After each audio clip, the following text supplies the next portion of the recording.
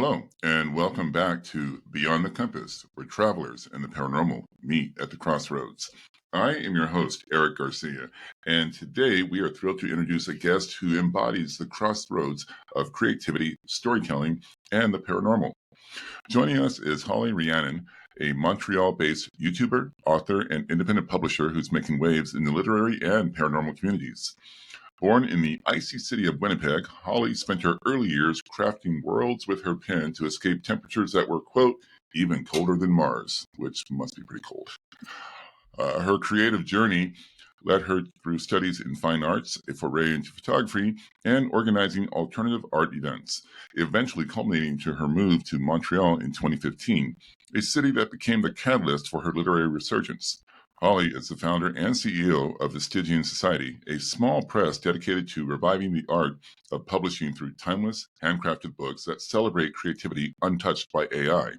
She's the author of the debut novel, A Time When Demons, and a contributor to the Stygian Zine and the Stygian Collection, blending dark fiction, philosophy, and her passion for authentic artistry. But that's not all. Holly is also a curator of the paranormal as part of the Haunted Montreal team and YouTube channel, leading ghost walks, paranormal investigations, and haunted pub crawls while sharing chilling tales of Montreal's haunted history on YouTube. Recently, she took a stand for human creativity by launching the Order of the Written Word, a growing community of writers reclaiming the craft in a world increasingly dominated by AI. From helping authors navigate the indie publishing landscape to unraveling ghostly legends, Holly Rhiannon is a true curator of the obscure and the traditional. We're thrilled to have her here to talk about her journey, her work with the Stygian Society, and maybe even a few haunted tales from Montreal. So buckle up for an episode packed with creativity, mystery, and inspiration. Holly, welcome to the show. Thank you. That was a very well-researched introduction. I appreciate it. Absolutely. I try to like really, I think I'm known for my introductions. I've had a few guests go, whoa. I'm like, cool. That's what I shoot for.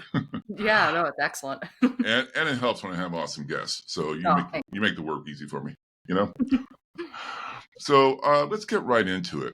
So what came first for you, the writing bug or the paranormal bug, or did both just happen to coalesce for you at a young age? That's interesting. Probably around the same time, they coalesced when I was quite young, but I would say my focus was on the written word as well as visual arts before it blended into the paranormal as well. The paranormal was something I was always fascinated by, but I didn't see a road to make it part of my sort of outward or professional life in any way until more recently. Okay. And from what I understand, you actually had some encounters or some experiences in your home growing up?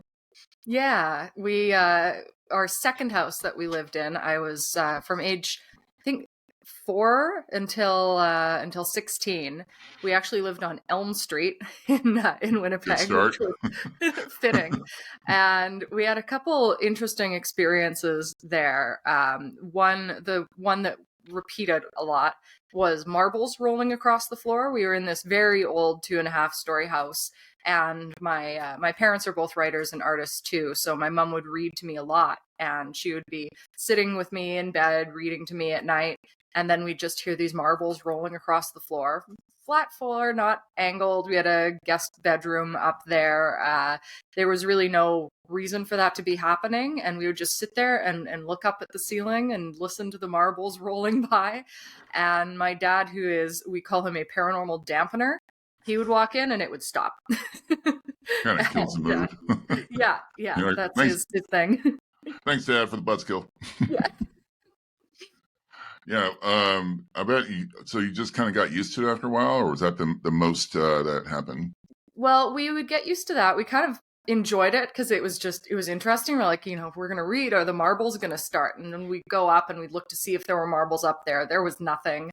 And my dad would say, well, stop paying attention to it. We don't want something manifesting. So we'd come in like, what are you doing? Stop listening to the marbles. And don't get me wrong. My dad is very very open to the paranormal. It was a career he was going to pursue at some point, but he is also very guarded and has taught me all of my my sort of protection methods and taught me to keep that in mind. So he would say, don't encourage it, right? Yeah, don't open yourself up. That's great. That's cool. Exactly.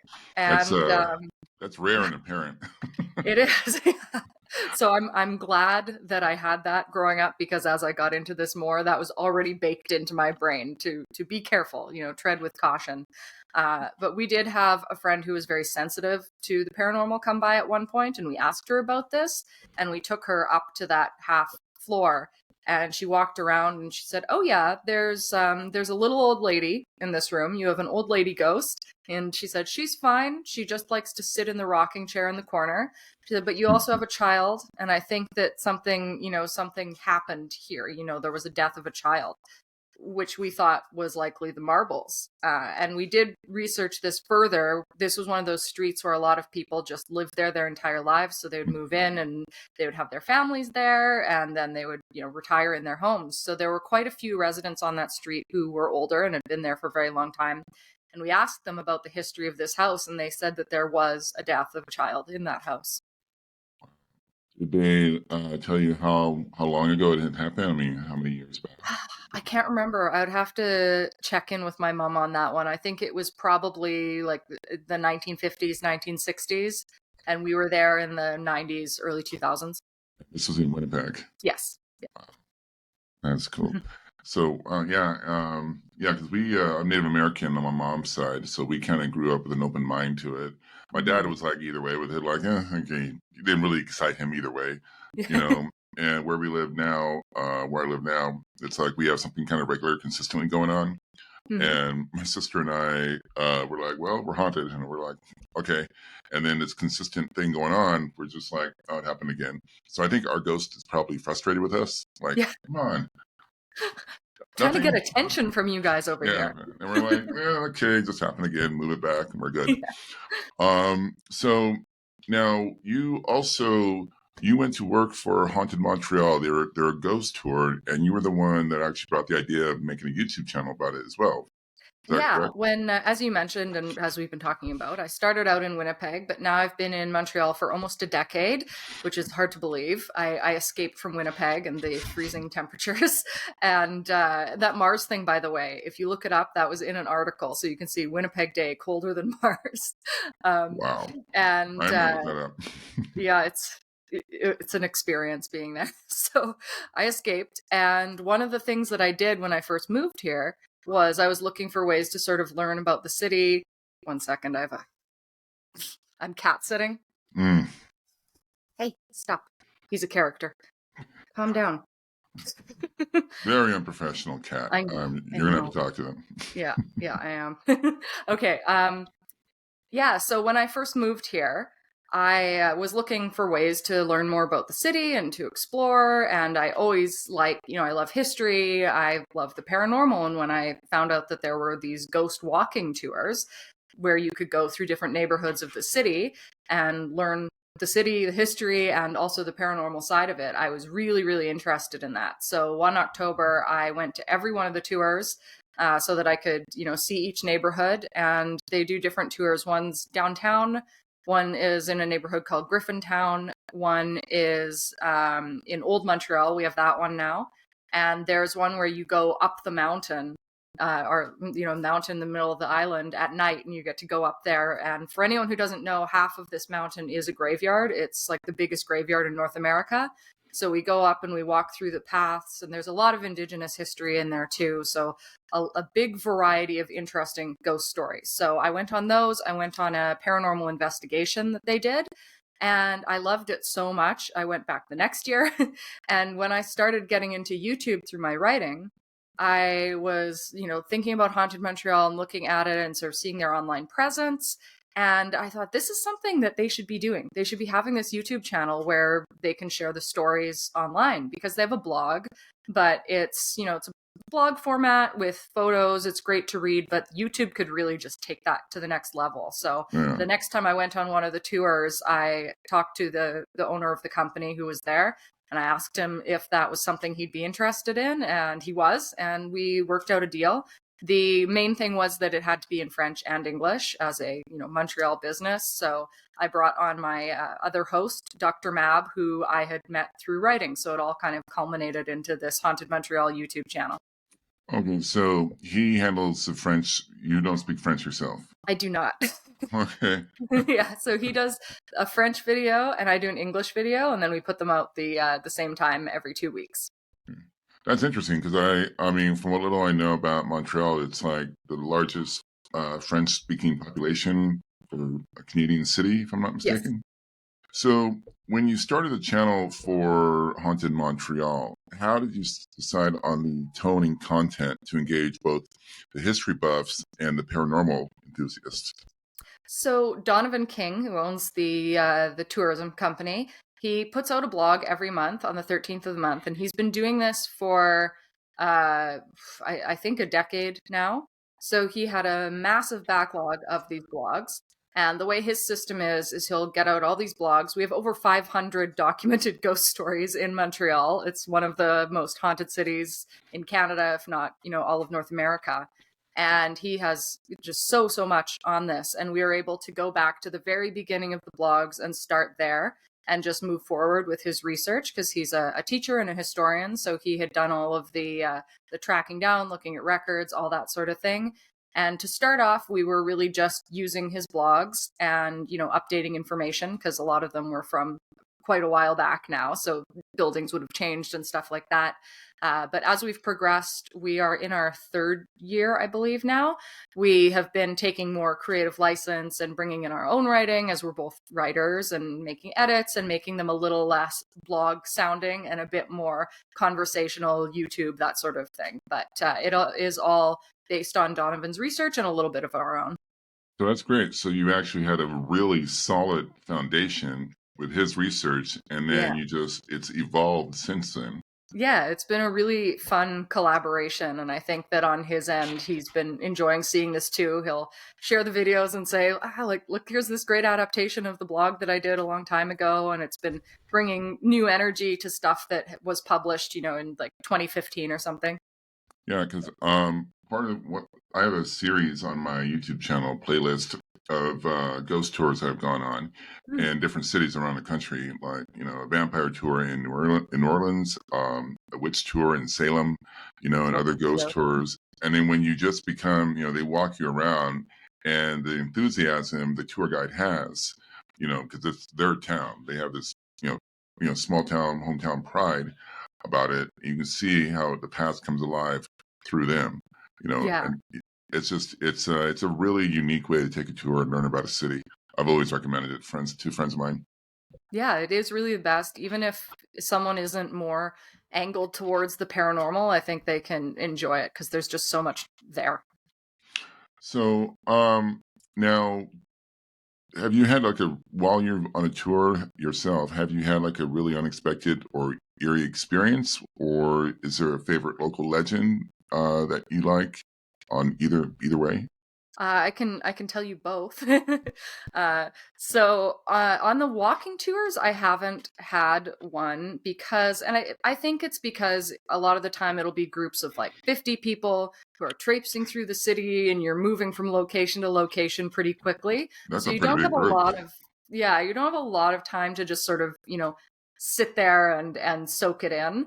But the different one is the paranormal investigation. And we have an investigator from 13 Spirits Paranormal. His name is Dominique Desormeaux, and he runs 2 investigations for us now at these locations in Montreal. One was the first one was the old Saint Antoine Cholera Cemetery.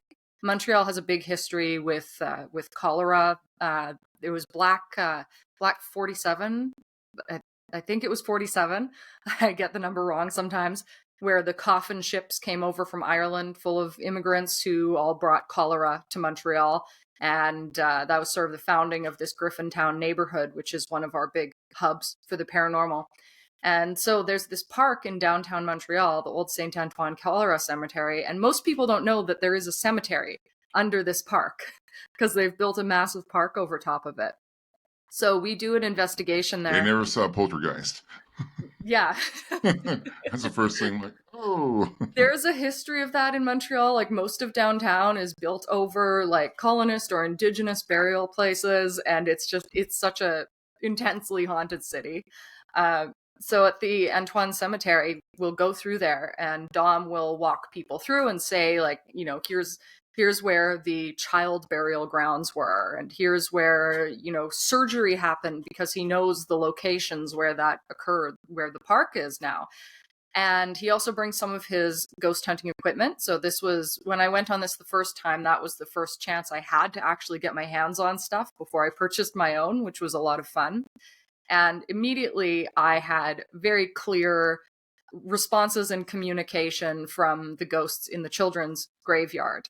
And Dom will usually let attendees suss out the names and stuff of ghosts, and then he'll tell you after if it's if it's a name he knows, and he can tell you the history and stuff, because it's a lot more interesting if you figure it out yourself first.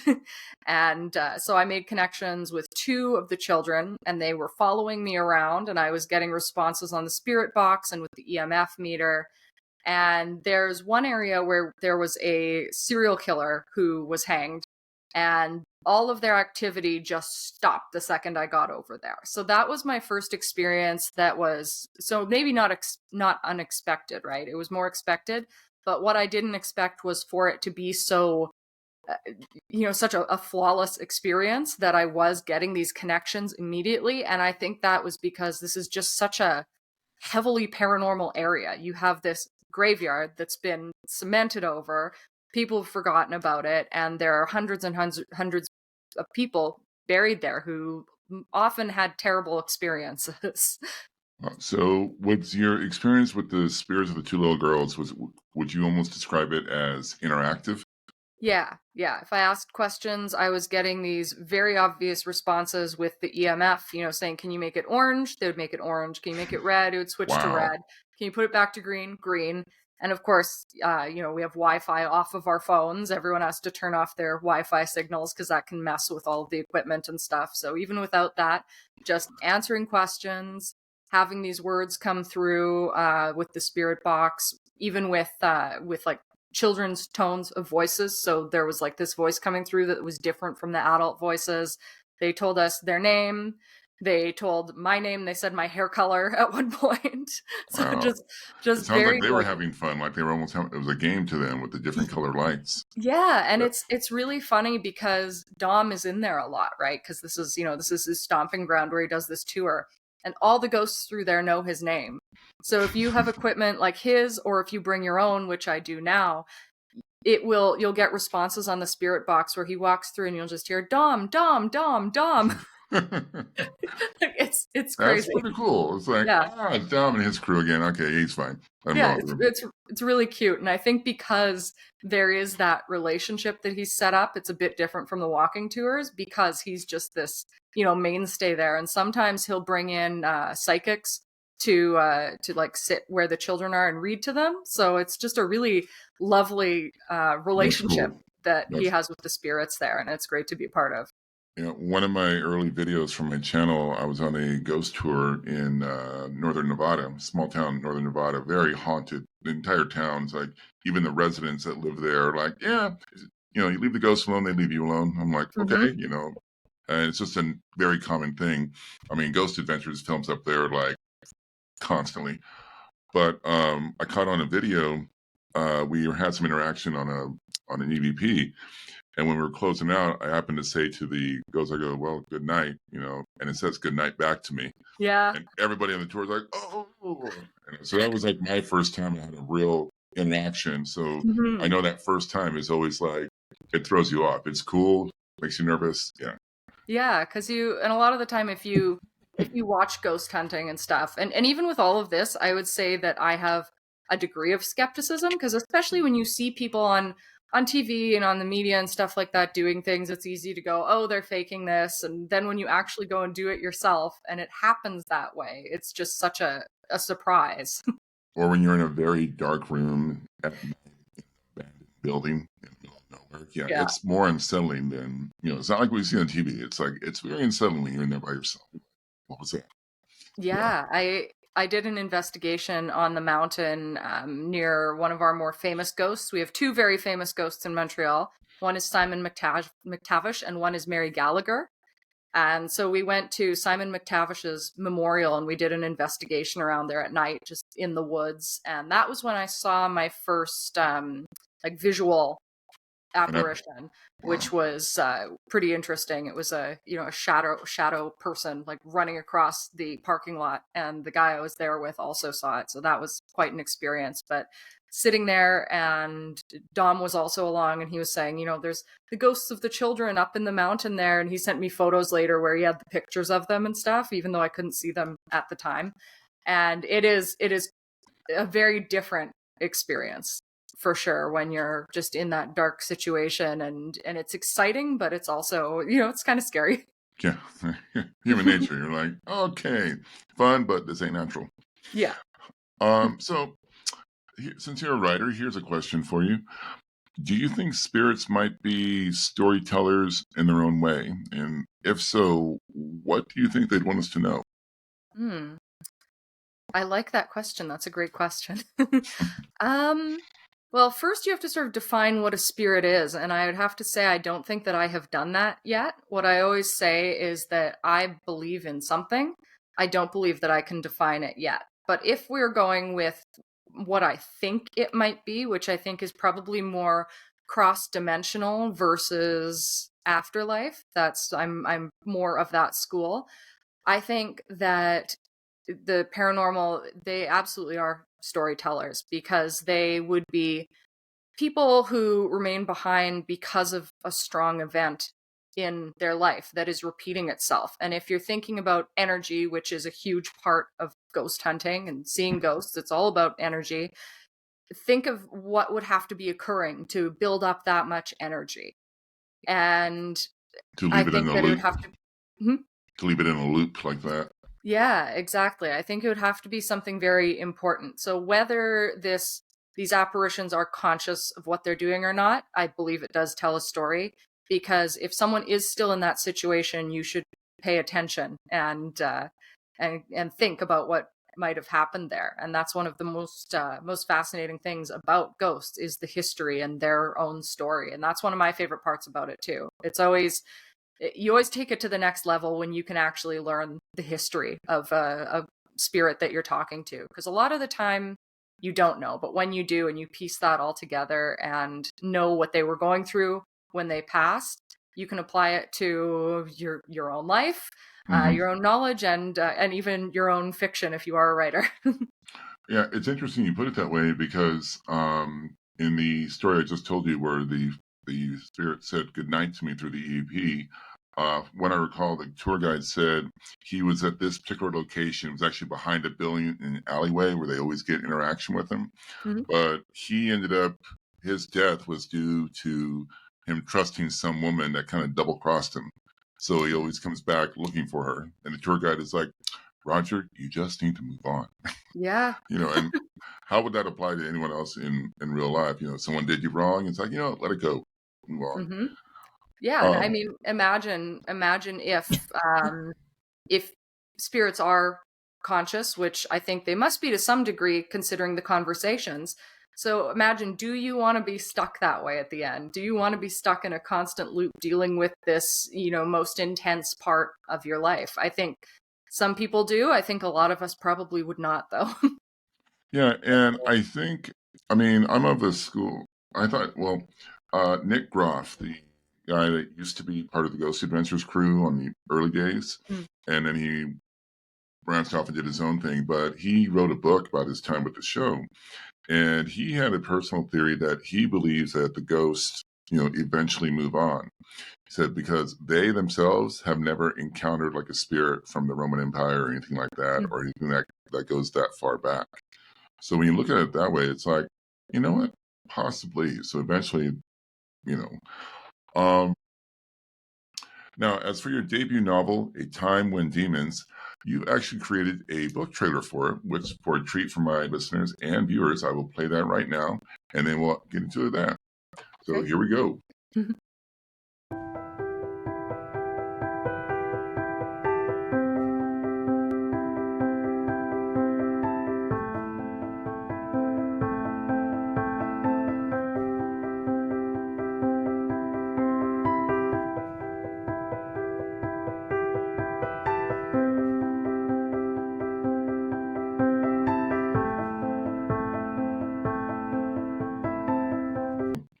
Okay, so many questions about A Time When Demons. It's got a very cool premise. You got witches, you got rebellion, even a serial killer. So, what inspired you to create Aries Cardigan's world, and what do you love most about her as a character? Well, so this whole book was an exercise in completing a novel because as someone who's been writing my entire life, I hadn't completed a lot of stories. And Gotcha. I'd been working on one novel for, on and off since I was 13 years old, which, by the way, is finally in the beta reader process because once I created A Time When Demons, I, figured out a system and I became someone who was able to complete novels. So Awesome. when I was building up to NaNoWriMo in 2020, this was when I really started pursuing writing heavily. I thought, okay, the challenge here. So for anyone who doesn't know, NaNoWriMo is National Novel Writing Month. The goal is to create the first draft of a new novel and write 50,000 words in 1 month, which is it can seem quite daunting, but once you divide it up, it's not that, it's still a challenge, but I did it for a few years and I have left. Maybe we'll get into that later. I think we will. I actually, I But did some research on that, so we'll definitely get yeah, into that one. yeah, but they were the ones who did kick me off with being more of a hardcore writer. So when I was going into this, I thought, okay, if I'm going to write this book and I'm going to get it finished, and my plan right from the start was to write a draft, finish it, edit it, self-publish it within a couple years and just get that process done. So I knew I had to write about something that would be fun, that I would like, that I could get into. And as someone who's into the paranormal, the occult, I immediately thought, okay, I want this witch character. And I had this concept for a while of the afterlife being like a dream. So like as if you go to sleep and then you have sort of some level of control and a lack of control over your dreams. And I'd been playing around with this idea. And I thought that I could work that into this book. And the concept of it is that this is one of the abilities of these witches, the witches in my story. And they grow up with these powers, and one of their big things is that they're able to go into the dreaming, and it can be quite terrifying for them because they have to learn how to harness this. And the idea is that by the time they pass away, that sort of thing, they will constantly be able to pass in and out of the afterlife.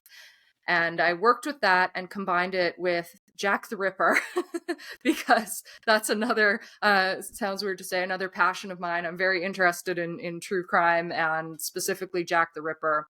And I wanted to incorporate that in there. I will not spoil exactly how I incorporated it, but you have this whole world where I just combined like a mishmash of things that I knew I was passionate about. Because if I could not write a whole book about that, how was I ever going to do it, right? So Eris, I love because it's very much a coming of age story, but with a character who's kind of, a little bit of a brat. she she's got a lot of attitude. She's a little bit, like she's not very sunshine and rainbows. She's kind of antisocial, and she doesn't take her magic seriously at all. And an incident occurs where she's forced to take it seriously and grow as a person from that. So I've always liked that kind of character. I'm someone who doesn't like the classic heroes too much. I like villains a bit better. So when I'm writing a protagonist, I enjoy them the most if they have a little bit of edge to them. So that's kind of A Time When Demons in a nutshell. And I did actually come out with a follow-up short story in one of our Stygian zines after, which happens after the book is complete. So it's just a little bonus extra for anyone who liked the original novel, and that involves ghosts. Cool. Cool. So, writing about witches and magic must have been really fun for you. So, did you draw on any specific mythologies, Wiccan traditions, or historical witch lore while you were creating it? I was very off the cuff with it. I went with things that I'd seen in actual like Wicca practice, which is something I would like to be more familiar than I am. But my mom is very interested in sort of nature-based religions, paganism, Wicca. So I know your sort of basic ritualistic elements, what you're going to have on your altar and stuff like that. So I took some of that from there. I would also say it has a hard edge of Buffiness, because that was a show I grew up watching, and I think we that all started with Buffy, really. yeah. So Well, there's a lot of Buffy inspiration I in lean more there. towards Angel. I just like his overcoats. So Yeah, I mean, I love Spike. yeah, I think a lot of girls do. yeah. One of my my My favorite sister's in love with him. Yeah, one of my favorite claims to fame when I was working in the Comic-Con world was there was one point where I had gone around to so many conventions and working with our local one in Winnipeg that James Marsters knew who I was, and I was just like, I know this isn't going to last forever, but he knows who I am, and my 16-year-old self is so happy right now. That's really cool. I mean, he just seems like a really chill dude too, from He the is. interviews. Yeah, And what's really nice. also funny, I'm not sure if there's a series. I'm not sure if you're familiar with. It's a urban fantasy series called The Dresden Files. That's one I've heard of and I haven't watched. It's on my list. Yeah, it's been around. There's like 18 or 19 books in the series. I've been reading it for almost since 2008 because it's been around since like 2005. They made a Sci-Fi Channel TV series out of it, and that's how I found out Yeah. about it to begin with. I like the show, but the books obviously are just like it's just a whole world into itself. And that's where I kind of like what pulls me as far as fiction goes is urban fantasy, 1 foot in reality and 1 foot in the fantastic. Me too. And the guy who wrote it, Jim Butcher, I mean, he's a total like nerd like the rest of us, and the way he writes is in the first person. So it's like the detective genre, but the guy's a wizard. So he deals with werewolves and vampires and all this other crazy stuff in Chicago, which is a very paranormal city to begin with. But what's interesting is that James Marsters does the voice of Harry Dresden in the audiobooks of the series. Okay, so I'm gonna do the audiobooks and not Yeah. And then believe me, once you start with the Dresden Files, you're hooked. You're just like, wait a minute, because the characters over the years, the way certain characters evolve, and you're just like, whoa, I remember when this character went this way and now they're like this. It's literally a world into itself. And what's funny is somebody asked Jim Butcher at a convention about that. He's like, yeah, he goes, my publisher called me and said that Spike was going to be the voice of my character. So I did the Snoopy dance. Yeah. That would be some great news for sure for any author. Yeah. So I'm like, but yeah, it's a great series. If you get started, it's just, I can't put the books down. I think it'll be a rabbit hole once I get going. Absolutely. I have a friend I used to live in LA, and I have a friend, she's, you could say Wiccan, but kind of like very hardcore. It's kind of hard to explain, but I got her hooked on that series. And one of her friends in her coven was familiar with the series. And when he and I were around her, we're like, well, don't tell her that part. She hasn't got to that book yet. That happens in book 4. Yeah, you like, have to be careful with the spoilers. Oh yeah. Otherwise, you get me started on it. I'm a spoiler guy. But but yeah, great series. So let's move on to some controversy. How about that? All right.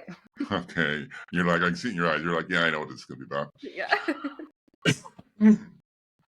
So this is one of the reasons I reached out to you, because when I was looking into this, I'm like, okay, this could be some really interesting talk here. So now you've taken a strong stance concerning the ongoing debate of AI versus human creativity in the arts. And before I ask you about that, I want to give my listeners a little background on the topic. As you mentioned earlier, was the NaNoWriMo, which it's a nonprofit organization called the National Novel Writing Month. They encourage creative writing through a variety of events. Recently, I believe this was back in September of last year. Very recent, yes. Recently, NaNoWriMo, I'm having trouble with that word. Recently, NaNoWriMo sparked significant controversy with its statement on the use of generative AI in writing, framing it as a tool to promote inclusivity by addressing issues like classism and ableism. However, many writers pushed back, arguing that AI poses ethical concerns, exploits human creativity, and harms the environment. The backlash led to multiple revisions of the statement, but the damage was done. Writers, including yourself, have distanced themselves from the organization, raising important questions about AI's place in the creative process. So, what was your immediate reaction when you first read their statement? Did anything in particular stand out to you? So this is a interesting story just because of the situation here. So I was not just a NaNoWriMo writer, I was one of their municipal liaisons, which it's a volunteer role, but you can, they have multiple sort of bases throughout the world. They're worldwide now. And you can write to them and apply and say, like, I want to be the liaison for this city. So when I first started, I found the local group, and our leader at the time she was the main ML. There was one who was sort of semi-retired, and he was still a bit involved, but Scarlett Jory was our main ML.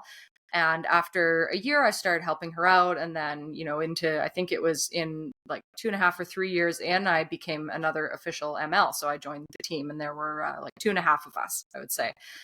And so when this came out, we had to make this decision of, are we going to represent this company? And there had already been some controversy over the years with NaNoWriMo. People had already had issues with them. They had a big ethical issue with their forums, where it turned out one of the people running the forum was being predatory, and they had to deal with that. And they didn't deal with it in the best way. They kind of came down on liaisons, and that, to use the term again, that is a rabbit hole.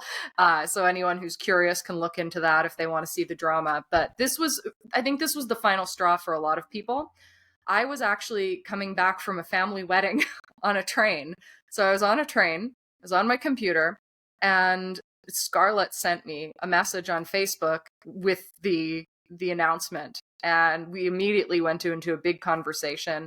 And the first thing I thought of was, I build up a lot of my year to this. And a lot of authors are like that, where their year they expect in November they are going to sort of reboot their writing process if they've fallen down on it a little bit throughout the year.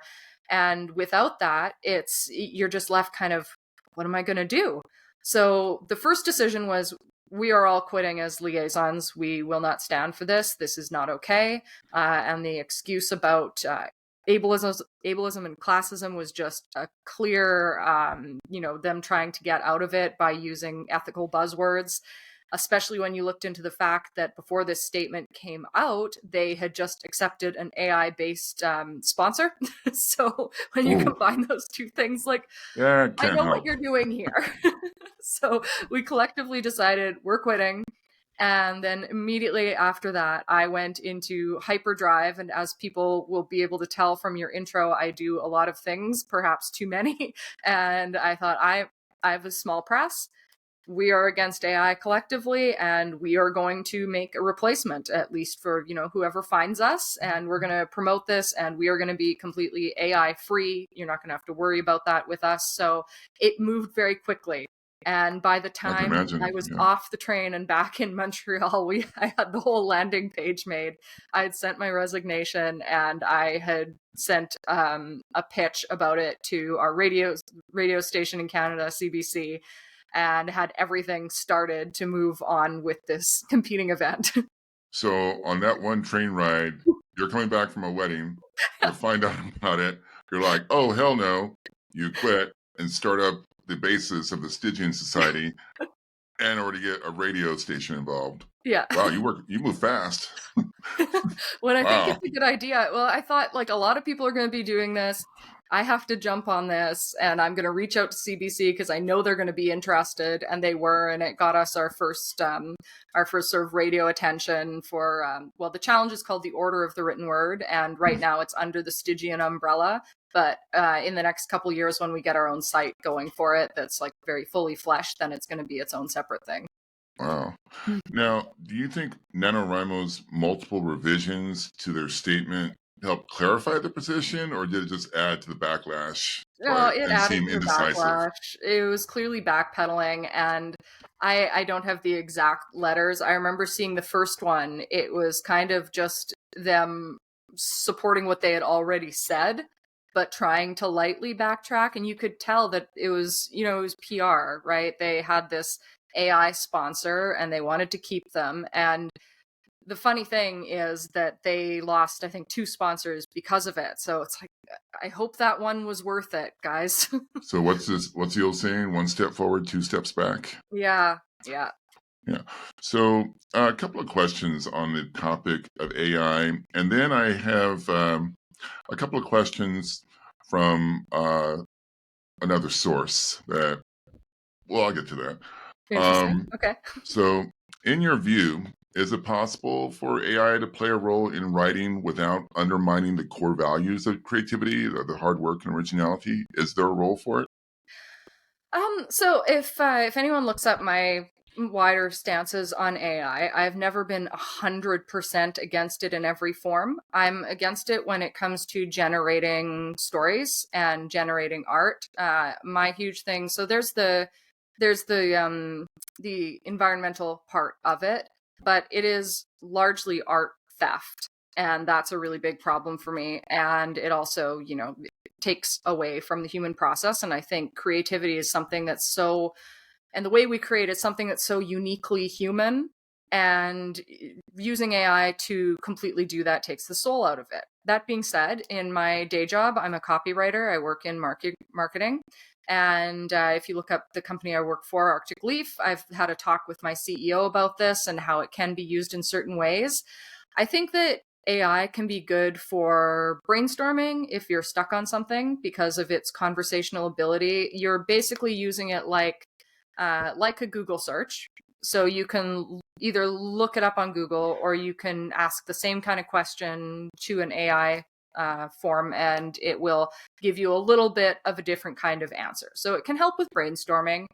And I think the main thing it's good for is to help with mundane tasks so that you can open up more space for creativity. So in my day job, I'll get like a loose outline for something or a clarification on a task because like sometimes we'll get a client where they're really not that clear or they're, the way they word things is strange, and I'll, be able to plug it into AI and say like, please organize this for me so I don't have to go back and forth with email for ages. So I guess it's more indirect. I think that AI can help writing in a more of an indirect way by freeing up your brain to use its creative juices in a positive way. Okay, so now if someone insisted on using AI to write a book, what ethical guidelines would you suggest they follow?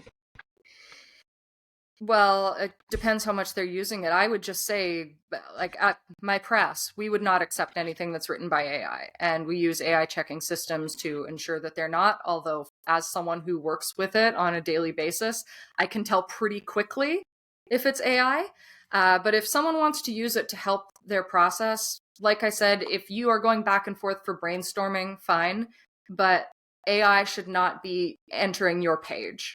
It should not be on your manuscript in any way. Okay. So with that said, full disclosure on my part, I do use an AI with my podcast and my YouTube channel. Essentially, like I said, to bounce ideas off of. I'm like, I have an idea about this, and it goes, okay, you can do this as well as this. I'm like, okay, it gives me a direction. And then if it's like script writing, it's like, here's your script. I'm like, okay, now I got to make it sound like me. Yeah. So it's not totally it's not a robot. Yeah. I mean, I would not be surprised if at some point down the road AI gets to that point where you don't even need to make it. Because I try to keep on top of all this as much as I can because there's a one of those YouTube gurus, and even he's a little leery of AI, but he sees the value in it, and that's the way it's coming. That's that's the wave that's coming, as Gary Vee says. But he said something very interesting. He's like, people who have concern that AI will replace them, at their job. And he's like, no, it's someone who knows how to use AI will replace you. So, and I mean, I'm old enough to remember, the Terminator movies. It's like, okay, so my view is like, before it goes full Skynet, I'm going to take advantage of it. But so as part of prepping for this interview, I thought it'd be fun to ask ChatGPT what 3 questions it would ask you on this topic of AI and creativity. Would you be interested in hearing them? Yeah, that's fun. I love it. Awesome. Because I'm like, I hope she doesn't get mad at me if I do this. Be my first guest on anger. Okay, so I put everything, about the whole thing with Whammo Rimo? What's Nano. NaNoWriMo? Okay. You can just call it nano. A lot of people just call it nano. Okay. So everything about that whole nano controversy, I put that in. Your views on it, I put all that in, and then I asked it, what are 3 questions you would ask Holly on this topic? So the first one is from ChatGPT. Artists have historically faced technological disruptions, from photography challenging painting to digital tools transforming traditional art. Do you think the AI debate is a continuation of that story, or is it fundamentally different in how it affects creativity and originality? It's fundamentally different. And I had the funny thing is I almost switched my side of the debate partway through it. I started off supporting certain elements of AI and pointing out to artists that I know that they have been using AI tools. So I'm talking AI absolutist. So someone who will not touch AI. I would tell them, okay, well, there are things that you can use it for. And this was largely the argument that I was making and not focusing on the other side so much. And I would say, with Photoshop, if you're coloring comics, this was a conversation I had with my dad, who's a comic colorist. And his company actually was the first company to start coloring comics with computers versus pencil crayons.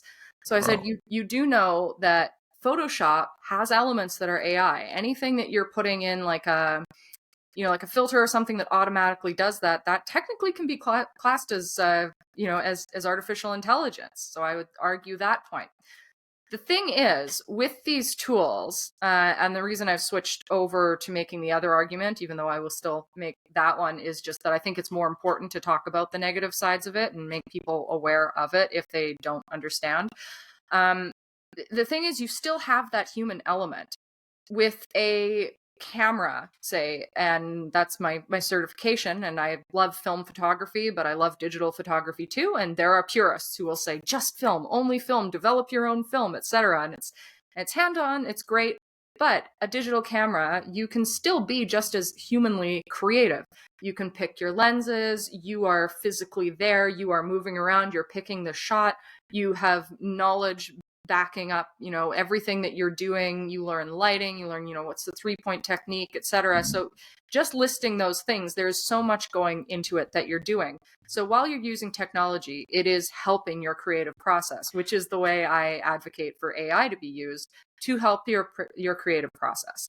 If you are using AI to generate an image or generate writing, you're not really doing anything. That is the AI's work.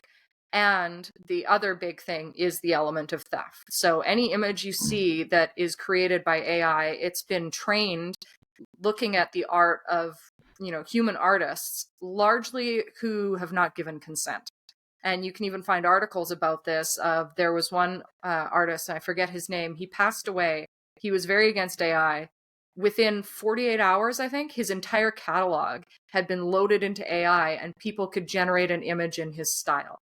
So that's something that we haven't dealt with before. Because when you use, Photoshop to color a comic or a digital camera to take a photo, you are still taking all of those steps and working with a tool. It's not doing it for you. Wow. That is true. So it's you're okay with AI helping to a certain extent, just so long as it doesn't become the crutch. Yeah. Okay. Yeah. So ChatGPT's next question for you, Holly Rhiannon. You've taken a principled stand on AI's place in creative industries, especially regarding its potential for exploitation. If AI development were regulated in a way that prioritized ethical use and artist consent, would that change how you view its role in the creative process? Yeah. And let's say for anyone who's worried about the environmental impact, we're putting that aside. We're just, debating this particular element. If it was fully done with consent, I would be open to some elements of it, right?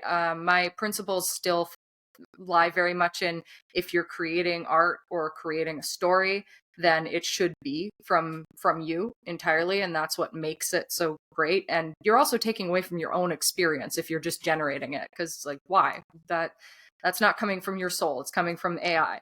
That being said, I don't feel like AI at this time anyway is competition.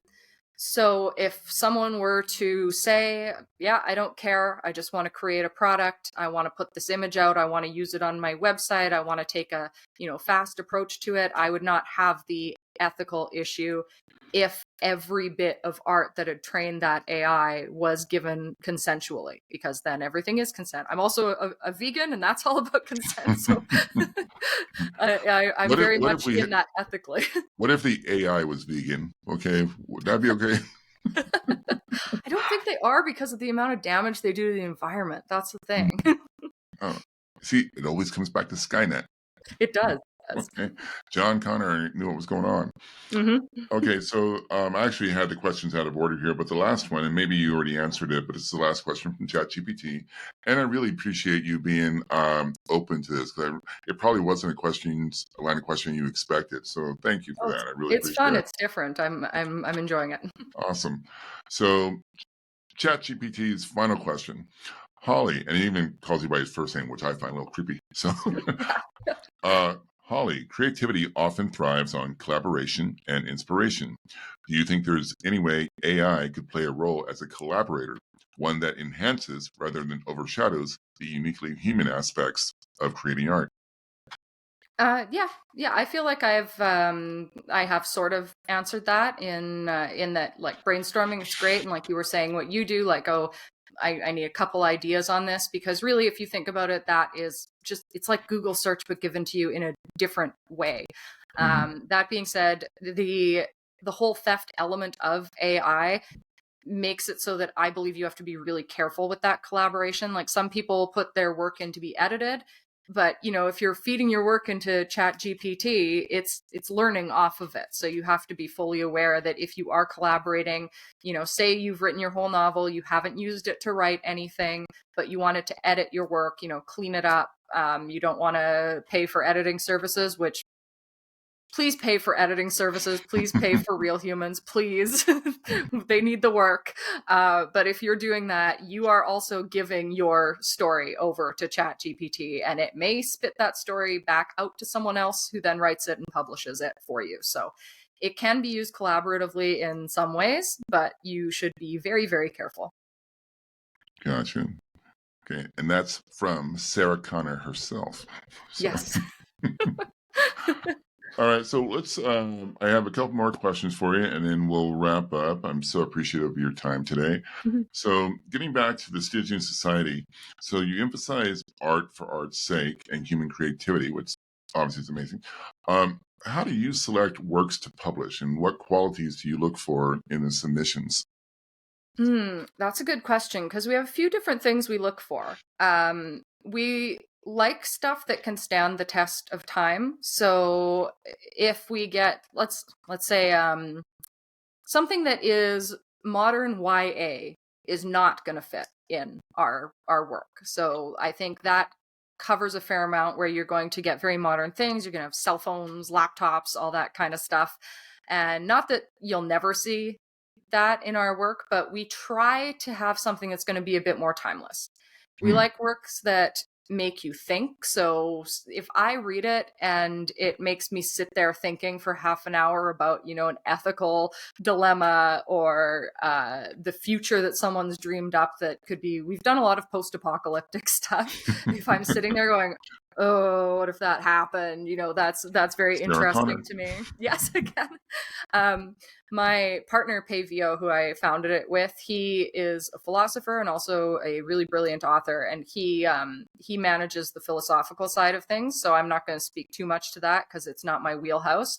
But for me, I'm primarily looking at, we call the obscure and the traditional. We've kind of made our own segments on our site, our own genres. And the obscure was a title created to encompass sci-fi and horror.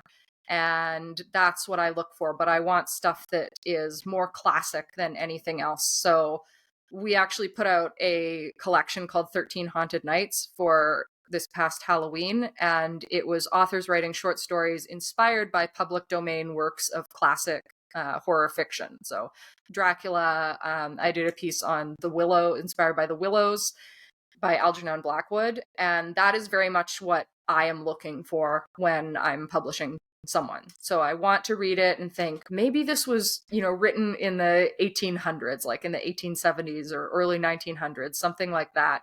And yeah, it's been interesting looking through manuscripts to find that, because there is a large amount of YA in the world right now. And I am technically a YA and NA author, and NA is new adult for anyone who doesn't know the label, but I try to write in the classic style, which would be like Narnia, The Hobbit, Lord of the Rings, that type of thing, versus Twilight. So I think that gives sort of a rough idea of what we're looking for. And by saying art for art's sake, we look at talent only. That's another really important thing for us. One of the reasons we started the press was because there is a really big thing in the publishing world right now of looking at people's social media numbers. A lot of the time, publishers will tell you, oh, you have to have a minimum of 5,000 followers on one platform. And then they also very much look at people's identities versus the stories they're writing. And I think identity can have a great place within a story, but it shouldn't be shoehorned in. And that is a thing that we've been very clear about to people. We're like, don't reach out and, tell us all of your unique labels. We just want to read your story. And if your story is good, we're going to be into it. We don't need the unique labels. We don't need 10,000 followers. And send us a good story that we want to publish, and we'll do it even if you have like no online presence. And the author we've been working with in the last year is exactly that. He has a blog, an Amazon page, and he tries to hide from the world and has zero social media. And we put out 2 of his books. So I almost envy the guy. All the social media I have to juggle with the podcast and the YouTube channel. It's like, it literally, like for this interview, when I finish editing it and I post it on the channel, I'm going to be sitting, because I always add shorts and reels. I add it together too to promote it. So literally, whenever it posts on YouTube, I'm going to be sitting down for an hour just posting on the social media platforms. Yep. The almost said Twix, Twitter, and all those. It's like I'm like, okay, I'll be here an hour, get it all done. Like, cool, I can lay down now. It's exhausting after a while. It's the bane of my existence. It really is. I actually this morning had a meeting with a company called Assist Her, and they do virtual assistant work. And I'm finally just going to do it. And starting in February, I'm going to be hiring a virtual assistant for 8 hours a month just to do the social media, schedule it. And I think it's going to be money well spent, because I cannot keep doing it. Yeah, I may have to look that up. That's it's called Assist Her. Yeah, Assist Her. I don't know if it's just women. I think it might just be that the team is women, but you should be able to hire them. But there are a lot of virtual assistant agencies, and I'm not above putting on fake eyelashes in a wig. Okay, if it saves money, hey. Yeah, you could. So, and I think that was I like the way you put that you're bringing together, like you said, the obscure and traditional. So in a sense, you're really, and what I can relate to about that is you're putting together your own niche. Yeah. Because what I do on my channel, what I've done from the beginning, because I've only recently added this podcast to it, but my channel has pretty much always been about travel and the paranormal, or sometimes I'll call it paranormal travel, because there are 2 well-established niches, but you really don't see them like playing off of each other. The paranormal crowd will just do paranormal. Hey, we're in this building. This creepy stuff happens in the building. Okay, what's the scenery like on the way to that building? It's like there's something interesting about the area historically. And with the travel, it's like, yeah, this is a beautiful place, but guess what? This is what happened in that spot. So I understand, creating your own niche. Okay, you're really a pioneer, and I can respect that. Thank you. and what you're doing really appeals to me too. I was doing the digital. I technically am still doing the digital nomad thing, except I'm in Montreal for the foreseeable future, just because of finances. But I went through the States, traveled through the States visiting authors, and then I was in Europe for a few months last year, traveling around there, going to Dracula's castle and stuff. So not jealous at all. any travel and paranormal combo, I'm down for. Yeah, and I've been to Canada one time. I think I mentioned it in the email. I was in Vancouver. And because you said you used to work with CCC, Central Canada Comic Con. Comic-Con. Yeah. And then I thought about it, I'm like, wait a minute, Vancouver's on the West Coast, so it wouldn't be Central, so they're probably not there. I'm an idiot. Okay, No. so That's the Winnipeg one. They're the same people aren't running it anymore. Unfortunately, there's I think it's Fan Expo that's moved in there, or the same people that do the Montreal con. I think it's like Hobby Star. I can't remember them all anymore, but yeah, I was part of the old guard. It was great. Very dramatic. Winnipeg is a very dramatic city. It has a lot of art, but a lot of backstabbing and craziness. So it's a good environment not to be in anymore. Yeah, I lived in Los Angeles for almost 20 years. I get it. Yeah, you know. Absolutely. And I was going to say, from what I've seen of Montreal on YouTube travel videos and Anthony Bourdain episode, it's an absolutely gorgeous city. I would love to travel there. It's definitely on my bucket list. Looks cold, but I would love to travel there. Well, I mean, I have different standards, right? Because from Winnipeg, like the cold here is nothing. But yeah, if you're ever in the area, let me know and we'll do the whole haunted experience. Oh, definitely. See, now you're motivating me. Okay. Yeah, okay. 2025 bucket list. Got it. Because I already know a couple of people in England said, "Oh yeah, let's if you fly out here, let's meet up." And the two sisters I interviewed from England, they want to come out to the States. I'm like, go to Las Vegas. It has the best and worst of America all in one spot. Yeah. And Zach Bagans' Haunted Museum is there. So it's, you'll have it all in one shot. Area 51, get to see aliens. It's all set. They're like, let's do it. But I have a couple questions and we'll close out, find out what you have coming up. So I like to kind of throw in off the wall questions. And these are from me, not ChatGPT. So, well, actually, but I'm curious about this one as well. So if someone handed you an ancient artifact and said, this is cursed, what's your first move? Keep it, test it, or call in an expert? I'd take it to my dad. The paranormal dampener.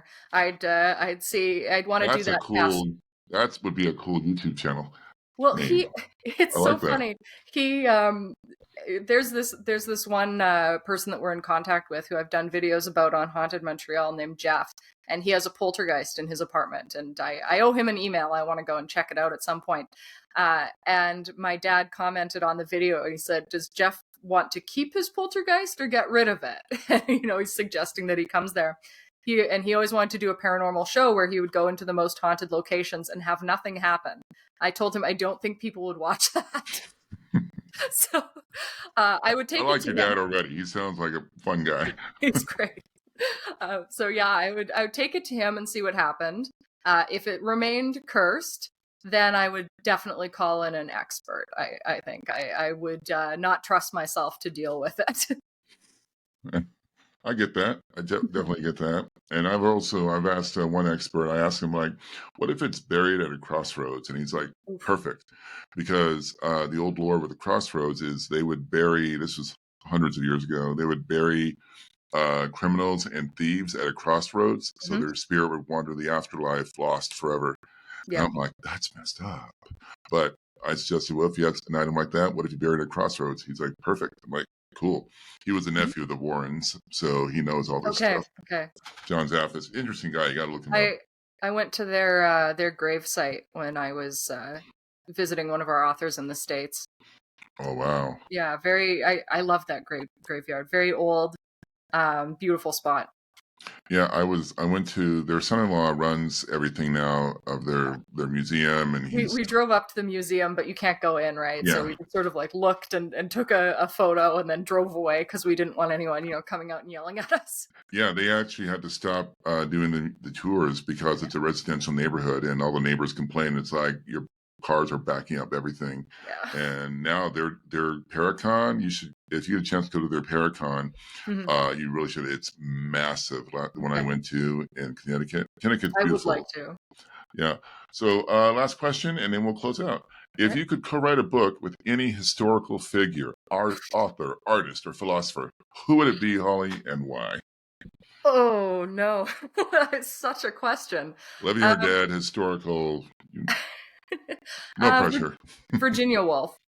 Virginia Woolf is the first one that comes to mind. There's so many, but I'm just going to go with the first one. She's my favorite author. and she inspires me a lot. Anytime I get into reading her stuff, I just can't put it down. I just love her style and the way she gets into characters and everyday life and describes it in such a gorgeous way. And I haven't read anyone else like her, although I would love to be able to write like her. And I think I can in little bits, but not in full. That's cool. Awesome. Okay. Again, Holly, thank you so much for joining me on Beyond the Compass. This has been a blast. And just the views on AI and the concept we talked about, I'm even like, I'm thinking about it now. It's like, I'm doing more of a deep dive with some of the points you brought up. So I'm like, wow, okay, she's got a good point there. Because I didn't think about it the way you mentioned it a few times, the angle that you come at it from. I'm like, okay, I'm gonna think about this one. So, okay, so what do you have coming up that we can look forward to, and where can we find you online? Okay. Well, first of all, in the haunted area, I haven't said anything about this yet, so anyone from Haunted Montreal who watches, they'll know a little bit in advance, depending on when this comes out. Maybe not. We are sort of revamping the channel in a way. We're doing a bit more with the videos, changing up the setting, and we've got a different thumbnails and stuff. And the really cool thing is we're going to be putting some of our episodes on a Montreal streaming platform, which is fairly new, and it's called Cabana TV, Cabana Sang TV. It's a company that's been doing film festivals for a long time. They do like found footage, horror, Oh, lots of cool. B-movie stuff, and they have started their own streaming platform. So we are going to be collaborating with them. That's going to be very exciting.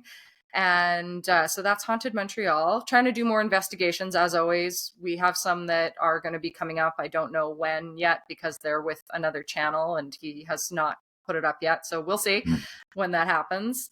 And in my writing, I am currently looking for beta readers. So if anyone likes epic fantasies, that story I've been working on since I was 13, it's the Sinterra Saga, the first book in it. That is on Ream, and I'm going to be adding it to Patreon as well, probably releasing some chapters for free. Right now, it's on a paid tier system, just so you can get sort of access to extra things. But I would really like some beta readers who want to give feedback, so that's a big thing I'm doing.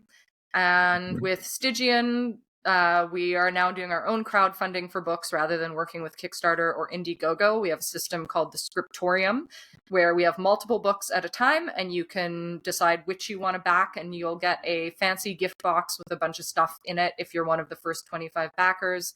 My fantasy book is on there, as well as a Haunted Montreal book by Donovan King, the founder of the tourism company, and it's Haunted McGill, which is the tour that we're not allowed to give through one of Canada's most famous university campuses. The tour that cannot be spoken of.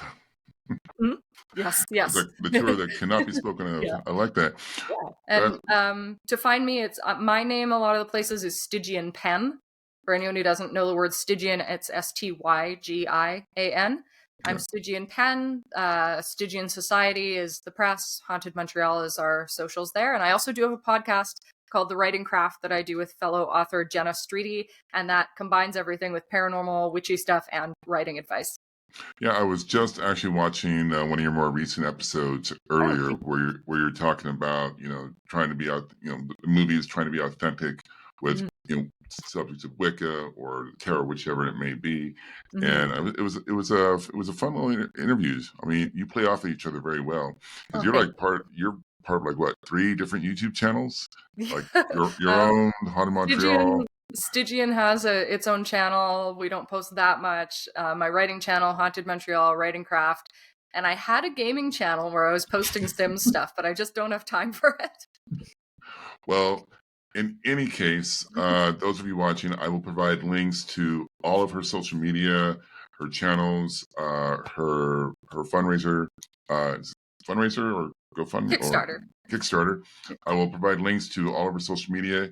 And if you want to check out where you can sign up to be a beta reader, I'll provide links to that in the video description below. So follow her, check out her work. It's Holly, you are such a sweetheart. I mean, this has been a blast talking to you. Thank you. It's been really fun. I've been looking forward to your work as well. Thank you again, everyone, for watching, for joining us. This has been Beyond the Compass, where the travelers and the paranormal meet at the crossroads. Have an amazing day.